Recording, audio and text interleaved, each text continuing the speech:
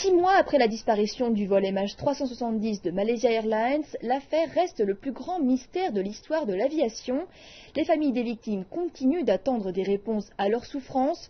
Une nouvelle phase de recherche devrait commencer fin septembre et durer 1 an. Pour les familles et les proches des passagers du vol MH370, le temps n'a apporté que peu de réconfort et encore moins de réponses. Je suis venue de loin pour voir mon fils. Cela fait déjà 6 mois et nous n'avons toujours pas de nouvelles. Le 8 mars, le Boeing 777 quittait Kuala Lumpur pour Beijing. Peu après, l'avion a coupé ses communications automatiques et disparu des écrans radars.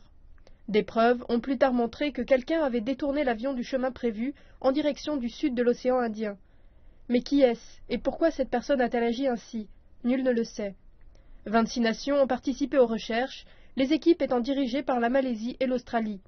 La première phase se concentrait sur la zone proche du plan de vol de l'avion, avant de se rediriger vers le sud de l'océan Indien. Mais à mesure que l'espoir de retrouver les boîtes noires s'amenuisait, les enquêteurs se trouvaient sans piste pour les guider. Rien n'a jamais reparu, ni des 239 personnes à bord, ni de la carcasse de l'avion.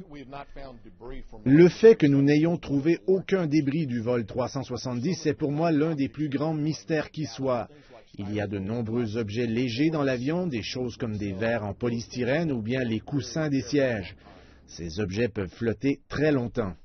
Récemment, la Malaisie et l'Australie ont annoncé le lancement d'une nouvelle phase des recherches.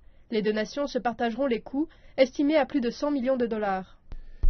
Nous ne baisserons pas les bras jusqu'à ce que nous trouvions ce qui reste du vol MH370.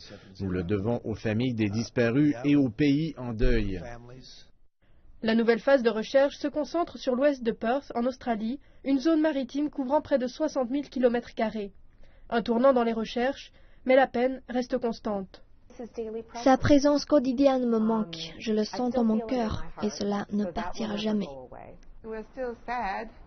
Nous sommes toujours tristes, nous voulons encore qu'il rentre à la maison. Tant que l'on ne donne aucune preuve, pour nous, c'est pas terminé. Et nos espoirs sont toujours là de les voir revenir vers nous. La nouvelle phase de recherche devrait commencer à la fin du mois et pourrait durer jusqu'à 1 an. De nouvelles cartes détaillées de la zone de recherche permettront aux équipages de sonder plus efficacement les profondeurs marines.